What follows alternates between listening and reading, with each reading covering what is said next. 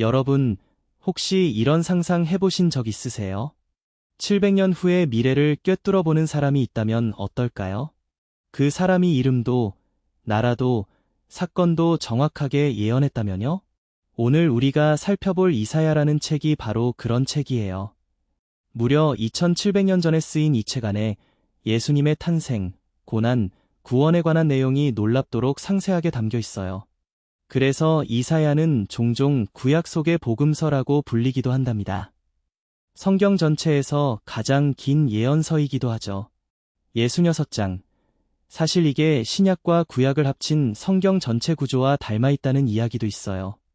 구약이 39권, 신약이 27권, 합치면 66권이잖아요. 이사야도 한 장부터 39장까지는 심판의 메시지가, 40장부터 66장까지는 위로와 구원의 메시지가 담겨 있어요. 신기하죠? 자, 그럼 오늘은 이 방대한 이사야 66장 전체를 함께 여행해봐요. 처음 읽으시는 분도 걱정 마세요. 제가 옆에서 친구처럼 쭉 설명해 드릴게요. 먼저 배경부터 알아볼게요. 이사야는 지금으로부터 약 2700년 전, 기원전 8세기에 살았던 사람이에요. 이스라엘의 수도 예루살렘에서 활동했고 4명의 왕시대를 거쳤어요. 우시야, 요담, 아하스, 히스기야. 이 이름들이 낯설어도 괜찮아요. 그냥 꽤 오랜 기간 동안 왕이 4번이나 바뀔 정도로 오래 활동한 선지자구나 라고 이해하시면 돼요. 이사야라는 이름의 뜻이 여호와는 구원이시다 예요. 이름 자체가 이미 이 책의 핵심 메시지를 담고 있어요. 당시 시대적 상황은 굉장히 혼란스러웠어요. 북쪽엔 아수르라는 무시무시한 강대국이 있었고 이스라엘과 유다 백성들은 두려움에 떨고 있었어요. 그뿐만 아니라 이스라엘 내부적으로도 문제가 심각했어요. 하나님을 섬긴다고 하면서도 실제 삶에서는 가난한 사람을 착취하고 우상을 숭배하고 겉으로만 종교 행사를 하는 형식주의에 빠져 있었던 거예요. 이사야는 바로 이런 시대에 하나님의 메시지를 전하기 위해 부름받은 사람이에요. 그 이야기부터 시작해 볼게요. 첫 번째 이야기, 이사야의 소명. 6장의 이야기예요. 이사야가 하나님의 부름을 받는 장면은 성경 전체에서 손꼽히는 드라마틱한 장면 중 하나예요. 때는 유다의 왕 우시야가 죽은 해였어요. 나라 전체가 슬픔과 불안 속에 있었죠. 이사야는 예루살렘 성전에 있었는데 갑자기 놀라운 환상을 보게 돼요. 높고 높은 보좌 위에 하나님이 앉아 계신 거예요. 그 옷자락만으로 성전이 가득 찰 만큼 위엄이 넘쳐요. 그리고 그 주위에 스랍이라고 불리는 천사들이 날개로 얼굴을 가리고 날개로 발을 가리고 나머지 2날개로 날면서 외치고 있어요. 거룩하다. 거룩하다. 거룩하다. 만군의 여호와여, 그의 영광이 온 땅에 충만하도다. 이 소리가 얼마나 컸는지 성전 문지방이 흔들리고 성전이 연기로 가득 찼어요. 이걸 본 이사야는 어떻게 반응했을까요? 무릎을 꿇고 기도했을까요? 아니면 감사합니다, 하나님, 이라고 외쳤을까요? 아니에요. 이사야는 완전히 무너졌어요. 화로다, 나여. 망하게 되었도다. 나는 입술이 부정한 사람이여. 나는 입술이 부정한 백성 중에 거주하면서 만군의 여호와이신 왕을 배웠음이로다. 이게 정말 솔직한 반응이에요. 완벽하게 거룩한 존재 앞에 서니까 자신의 더러움이 너무나 선명하게 보인 거예요. 무서웠던 거죠. 그때 스랍 중 하나가 제단의 불순을 집게로 가져와서 이사야의 입에 대며 말해요. 이것이 내 입에 닿았으니 내 악이 제하여졌고 내 죄가 사하여졌느니라. 그리고 하나님의 음성이 들려와요. 내가 누구를 보내며 누가 우리를 위하여 갈꼬? 이사야는 주저없이 대답해요. 내가 여기 있나이다. 나를 보내소서. 이 장면이 왜 중요한지 아세요? 이사야가 먼저 나 좀 써주세요 하고 나선 게 아니에요. 하나님의 거룩함 앞에서 자신의 부족함을 인정하고 그럼에도 불구하고 죄 사함을 받은 뒤에 비로소 나를 보내소서라고 말할 수 있었어요. 이게 진짜 소명이 시작되는 방식이에요. 두 번째 이야기, 임마누엘 예언. 7장과 9장의 이야기예요. 이사야가 선지자로 활동하던 시기 아하스 왕이 엄청난 위기에 처해 있었어요. 북이스라엘과 시리아가 연합해서 유다를 공격하려고 했거든요. 아하스 왕은 너무 무서워서 우리도 강대국 아수르한테 도움을 요청하자 라고 생각했어요. 하나님은 이사야를 아하스 왕에게 보내서 말씀하셔요. 두려워하지 마라. 저들은 곧 사라질 거야. 나를 믿어라. 그리고 이사야는 역사상 가장 유명한 예언 중 하나를 선포해요. 보라, 처녀가 잉태하여 아들을 낳을 것이요 그의 이름을 임마누엘이라 하리라. 임마누엘, 그 뜻은 하나님이 우리와 함께 계신다예요. 당장은 아하스 왕의 위기 상황에 대한 말씀이었지만 이 예언은 수백 년 후 예수님이 태어나실 때 마태복음에서 다시 인용되어요. 보라, 처녀가 잉태하여 아들을 낳을 것이요 그 이름은 임마누엘이라 하리라. 정말 소름 돋지 않나요? 9장에서는 더 놀라운 말씀이 이어져요. 이는 한 아기가 우리에게 낳고 한 아들을 우리에게 주신 바 되었는데 그의 어깨에는 정사를 메었고 그의 이름은 기묘자라, 모사라, 전능하신 하나님이라, 영존하시는 아버지라, 평강의 왕이라 할 것임이라. 기묘자, 모사, 전능하신 하나님, 영존하시는 아버지, 평강의 왕, 이 5가지 이름. 기독교인들은 이 구절을 읽으면서 예수님을 떠올려요. 700년 후에 오실 분을 이렇게 정확하게 묘사했다는 게 정말 놀라운 일이에요. 세 번째 이야기, 히스기야와 아수르의 위기. 36에서 37장의 이야기예요. 이사야의 한 장부터 39장은 심판의 메시지가 주를 이루지만 그 안에 정말 극적인 역사적 사건이 담겨 있어요. 히스기야 왕 때 아수르의 사네립 왕이 엄청난 군대를 이끌고 예루살렘을 포위했어요. 아수르는 당시 세계 최강의 군사 제국이었어요. 이미 북이스라엘은 다 멸망시켰고 유다의 다른 도시들도 함락됐어요. 이제 예루살렘만 남은 거예요. 아수르 왕이 보낸 장수랍사게가 예루살렘 성 밖에서 소리를 쳐요. 아주 전략적인 심리전이었어요. 히브리 말로 큰 소리로 외쳤어요. 성한 백성들이 다 들으라고요. 너희 왕 히스기야를 믿지 마라. 여호와를 의지하지 마라. 어느 나라 신이 아수르의 손에서 자기 백성을 구해냈느냐? 하나도 없다. 예루살렘도 마찬가지야.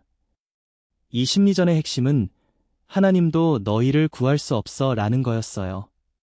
이건 단순한 군사적 위협이 아니라 신앙에 대한 도전이었어요. 히스기야 왕은 어떻게 했을까요? 아수르에게 항복했을까요? 아니면 맞서 싸웠을까요? 히스기야는 옷을 찢고 굵은 배를 몸에 두르고 성전으로 갔어요. 그리고 아수르 왕의 협박 편지를 성전에 펼쳐놓고 하나님 앞에 기도했어요. 하나님이시여, 이 편지를 보소서. 우리를 구원하사 모든 나라들이 주만이 여호와이신 줄 알게 하소서. 이 기도가 얼마나 진솔한지 느껴지세요? 강함을 내세운 게 아니에요. 자신이 얼마나 약한지 인정하면서 단지 하나님의 이름을 위해 구해달라고 한 거예요. 하나님은 이 기도를 들으셨어요. 이사야를 통해 답하셨죠. 아수르 왕은 이 성에 들어오지 못할 것이며 이 성을 향하여 화살 한 개도 쏘지 못할 것이라. 그리고 그날 밤 여호와의 천사가 아수르 진영에 나타났어요. 아침에 일어나 보니 아수르 군인 18만 5천 명이 죽어 있었어요. 사네립 왕은 그냥 고국으로 돌아갔고 나중에 자기 아들들에게 살해당했어요. 이 이야기는 하나님께 진심으로 기도할 때 어떤 일이 일어날 수 있는지를 보여주는 굉장히 강렬한 사건이에요. 네 번째 이야기, 위로의 목소리. 40장의 이야기예요. 40장은 이사야의 분위기가 완전히 바뀌는 전환점이에요. 1에서 39장이 심판의 메시지였다면 40장부터는 놀랍도록 따뜻한 위로의 메시지가 시작돼요. 첫 구절부터 달라요.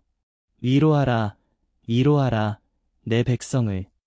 그 배경을 잠깐 설명하면 이사야는 아직 일어나지 않은 미래를 내다보며 말하고 있어요. 이스라엘 백성들이 결국 바벨론의 포로로 끌려가게 될 텐데 그 70년간의 고통스러운 포로 생활 후에 돌아올 것을 말하는 거예요. 너희 고통의 때가 끝났다. 이제 집으로 돌아갈 거야 라는 메시지예요. 그리고 이 장에는 정말 유명한 말씀이 나와요. 오직 여호와를 앙망하는 자는 새 힘을 얻으리니 독수리가 날개치며 올라감 같을 것이요 다른 박질하여도 곤비하지 아니하겠고 걸어가도 피곤하지 아니하리로다. 여러분, 이 말씀 들어본 적 있으세요? 힘들고 지쳤을 때 어딘가에서 이 말씀을 들어보셨을 수도 있어요. 이게 바로 이사야 40장이에요. 하나님이 여기서 이렇게 말씀하세요. 내가 누구인지 봐. 땅의 끝을 창조한 게 나야. 나는 피곤하지 않아. 지치지 않아. 그 하나님이 너희 힘이 되어줄게. 이게 얼마나 큰 위로예요? 지치고 힘든 시간을 보내고 있는 여러분이 있다면 이 말씀을 꼭 기억해 주세요. 5번째 이야기, 고난받는 종, 신두장 13절 신세장의 이야기예요. 이 부분은 이사야 전체에서, 아니 구약 성경 전체에서 가장 유명한 구절 중 하나예요. 성경을 처음 읽으시는 분도 이 부분은 꼭 알아두시면 좋겠어요. 이사야는 미래에 올 어떤 종에 대해 이야기해요. 그런데 이 종의 모습이 너무 충격적이에요. 그는 멸시를 받아 사람들에게 버림받았으며 간고를 많이 겪었으며 질고를 아는 자라. 마치 사람들이 그에게서 얼굴을 가리는 것 같이 멸시를 당하였고 우리도 그를 귀히 여기지 아니하였도다. 신세장은 계속 이어져요. 그는 실로 우리의 질고를 지고 우리의 슬픔을 당하였거늘 우리는 생각하기를 그는 징벌을 받아 하나님께 맞으며 고난을 당한다 하였노라. 그가 찔림은 우리의 허물 때문이요 그가 상함은 우리의 죄악 때문이라. 그가 징계를 받음으로 우리는 평화를 누리고 그가 채찍에 맞음으로 우리는 나음을 받았도다. 이 구절을 읽은 기독교인들은 예수님을 떠올려요. 십자가에서 채찍을 맞고 못 박히고 온갖 수치를 당하신 예수님. 그런데 이 내용이 예수님이 태어나기 700년 전에 이미 쓰여 있었던 거예요. 더 놀라운 건 이어지는 구절이에요. 우리는 다 양 같아서 그릇 행하여 각기 제 길로 갔거늘 여호와께서는 우리 모두의 죄악을 그에게 담당시키셨도다. 그리고 마지막에는 이렇게 말해요. 그가 자기 영혼에 수고한 것을 보고 만족하게 여길 것이라. 이 고난이 헛되지 않다고 결국 승리가 온다고 이야기하는 거예요. 이사야 신세장은 신약 성경에서 예수님의 삶과 죽음을 설명할 때 가장 많이 인용되는 구약의 구절이에요.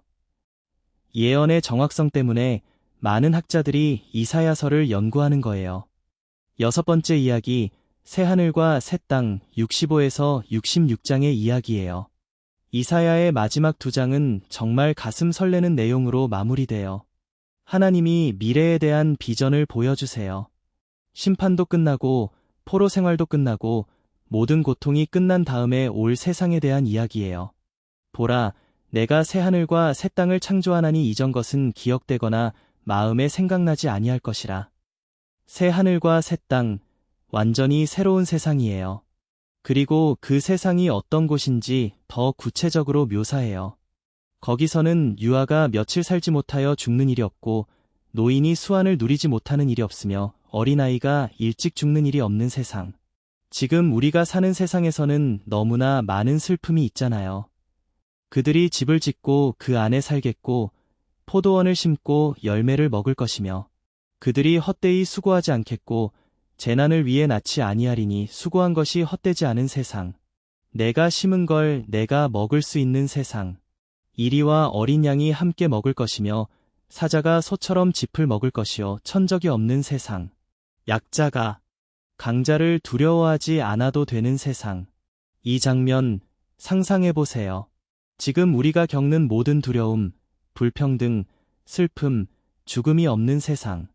이사야는 그게 단순한 꿈이 아니라 하나님이 약속하신 미래라고 말하는 거예요.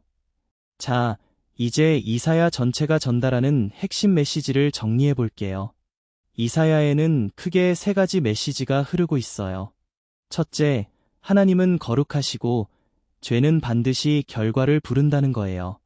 이사야 1에서 39장은 계속해서 이스라엘 백성들의 죄, 우상숭배, 불의, 형식적인 종교 행위에 대해 경고해요. 하나님을 섬긴다고 하면서 행동이 따르지 않으면 그건 진짜 신앙이 아니라는 거죠. 이건 2700년 전 이야기지만 지금 우리에게도 똑같이 적용돼요. 둘째, 그러나 하나님의 심판보다 더 크고 깊은 것이 하나님의 사랑이에요. 40장 이후의 메시지는 반복해서 이렇게 말해요. 두려워하지 마라. 내가 너와 함께한다. 너를 구원할 것이다. 이사야 43장에는 이런 말씀이 있어요. 내가 물 가운데로 지날 때에 내가 너와 함께할 것이라. 강을 건널 때에 물이 너를 침몰하지 못할 것이며 불 속을 지나도 물 속을 지나도 하나님이 함께하신다는 약속이에요. 셋째, 구원은 반드시 온다는 거예요. 이사야는 처음부터 끝까지 심판 가운데서도 소망을 잃지 않아요. 고난받는 종을 통해 구원이 이루어질 것이고 새하늘과 새 땅이 반드시 올 것이라는 약속으로 마무리돼요. 그렇다면 이사야의 메시지가 오늘 우리 삶에 어떤 의미가 있을까요? 여러분, 우리도 살다 보면 아수르 군대 같은 상황을 만나잖아요. 사방이 막힌 것 같은 느낌, 무서운 소식이 들려오는 상황, 아무리 해도 안 되는 것 같은 느낌. 히스기야가 편지를 성전에 펼쳐놓고 기도했던 것처럼 우리도 그 막막한 상황을 하나님 앞에 펼쳐놓을 수 있어요. 하나님, 이 상황 보소서라고요.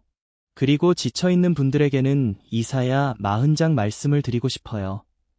독수리처럼 날아오르는 새 힘, 그게 내 힘에서 나오는 게 아니라 하나님을 바라볼 때 주어지는 힘이에요. 내가 약할수록 하나님의 힘이 더 잘 드러난다는 게 이 책의 역설이에요. 또 죄책감과 수치심 속에 있는 분들에게는 이사야 53장을 드리고 싶어요. 그 고난받는 종이 우리 죄를 담당했다는 말, 그 채찍에 맞음으로 우리가 나음을 입었다는 말, 기독교 신앙의 핵심이에요. 내가 용서받을 수 있는 건 내가 잘해서가 아니라 누군가가 내 자리에서 대신 그 값을 치렀기 때문이에요. 그리고 마지막으로 지금 이 세상이 너무 힘들고 불공평해 보이는 분들에게는